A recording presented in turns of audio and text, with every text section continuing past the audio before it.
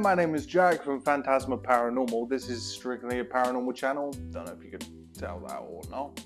But anyway, over the last sort of 4.5, 5 years or so, I have done many spirit communication sessions in my time. I've been to many interesting places, been to some very cool places. So this is just going to be 5 tips for you guys which you might find helpful, just so you can maybe structure your investigations a little bit better, or even if you're just solo, or it's just a couple of you, if you're going out somewhere, if it's in the daytime, nighttime, or whatever, maybe these things might help you. So in any case, let's get on with it. Tip number 1, one very helpful and necessary thing in my opinion: pick your days and your times wisely. And the reason I say that is just because of my work pattern. I get the opportunity to go somewhere. Like the other day, I went to the cemetery during the week and I got to do some spirit box stuff there. And I chose specific times, specifically in sort of working hours, sort of like the 9 to 5. I picked those times mostly because I know there's going to be like the kids at school, there's going to be people at work, so I'm going to have less distraction. There's going to be less people out and about. But whereas if I chose to do the same thing on a Saturday, I wouldn't probably have so much luck. There would be lots of people about, lots of noise, lots of contamination, people coming in and out of wherever you are. There may be dogs around or whatever, traffic, and it would just be a nightmare for sound, which I'll just get into. So pick your days wisely. If you want to go somewhere which is going to be, you want it to be primarily just you. Mind you, when it's at nighttime, it's not so bad because, well, who's going to be out at night apart from people like you and me and the vampires? So when you pick those sort of times, in even at nighttime, even better. But you don't have to do spirit communication at night. I know there's the TV shows and everything that say, you know, you should probably do this at night. It's always at nighttime, but they never explain why. But it's mostly TV for the scare factor. You don't have to do spirit communication at night. You can do it any time in the day. But especially if you go into public places such as parks, or if you go in elsewhere where there's a lot of foot traffic and such, or maybe there be roads next to you, just pick your locations a bit wisely, because there's all manner of things which could interfere with it. But I just find pick your days wisely, pick your times wisely, so there's very minimal people as possible.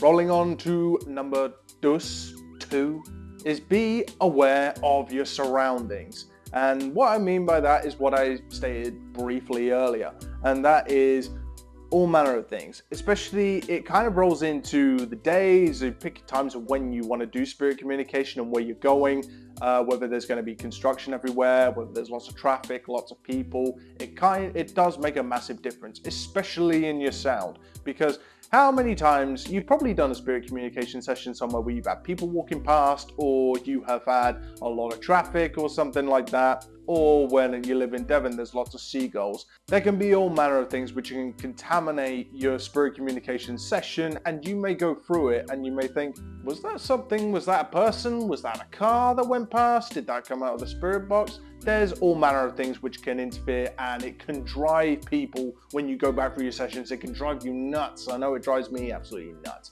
So these are just things to be aware of. Noise pollution, or noise contamination I should say, as it can be a nightmare for you going back through. So pick your times at the quietest times possible, but you will know it depends from area to area, wherever you're going. This is not necessarily a big thing, this next one, number 3, but when you do this, regardless if it's daytime or nighttime, if you come across people are going to give you some funny looks. They're going to look at you a little bit funny, like you're a little bit nuts. And yeah, you do look a little bit nuts walking around with the speaker in a spirit box, mostly talking to midair. You're going to look a little bit strange. But mind you, when you live in Devon, I probably look like one of the most normal people here. I get it all the time. Wherever I go, I will have, somebody just like looking at me from the side, or maybe just looking at me, or maybe just giving me a wide berth, which is what I want. I don't want people to be bothering me. But also it leads back into the time thing. I go when there's as little people as possible, when I know there's going to be as little people as possible, and especially if they're not very well trafficked areas either. If not many people will go to those places, even better. But people will give you some funny looks, and it may cause you a little bit of embarrassment, it may cause you to get a bit nervous, something like that. But honestly, don't be. Some people on occasion, they might ask you what you're doing, or They may just inquire, as to why you're there or whatever. But mostly, I find this is a little bit of a funny one. I tend to tell them the truth and I tell them exactly what I'm doing, and I say that I'm trying to communicate with spirits if they're here, something otherworldly that we can't see or hear. And when you tell them the truth, they tend to leave you alone very quickly. That's just something which I have found. I just tell them the truth, just because it's easier than trying to say I'm a photographer or something like that. Just say anything outlandish. Just tell them the truth. Say you're trying to communicate with spirits. And because most people generally sort of don't understand about the paranormal and such and spirit communication, they will generally tend to just leave you alone and let you get on with it. Number 4, if you don't have the luxury of being at home on a certain day, or you may just want to get outside, like I said, there is a few things to take into consideration. Like sound is somewhat controlled. I can shut the windows. Sometimes it's not so easy for people. You may be next to a main road. It may be very busy. There may be a lot of people where you are outside. But generally at home, you can sort of shut the windows and you can dampen outside noise quite well. It just kind of depends on your circumstances. But when you're outside, it's very different. You got to contend with maybe birds chirping, traffic. There may be people about. These are certain things which you just have to kind of deal with, but also understand you may get it goes back to the last point I made, that you may get some weird looks or whatever from people, but your equipment may be loud. Like a PSP-7 ain't quiet. If you're using anything like a Jensen hacked radio, for example, if you are using like manual scan, whatever you're using, if you're using a speaker, an amplifier, whatever, it's going to be loud. And that's something which you just have to, you deal with. It's like part and parcel of what we do. And it is going to be loud. You may attract some attention, but it's just a little thing to be aware of. Obviously, you can't be too quiet because after all, you look like you're just talking to midair, but your equipment is going to be loud. So it is just something to bear in mind. But again, it just goes back to picking your times wisely, but you can't avoid people all the time. So it's just a little thing to be aware of. Don't get embarrassed. Just get on with what you're doing, because most of the time, nobody truly cares like what you're up to. They're mostly just focused on what they're doing, whether they're walking their dog, just having a walk with their partner, whatever. So just get on and do your own thing. And like I said, if you do what we do, then people will generally just tend to leave you alone, give you a wide berth, which is what you want. 5, do not restrict yourself. And this is really, really, really important. I stress this a lot.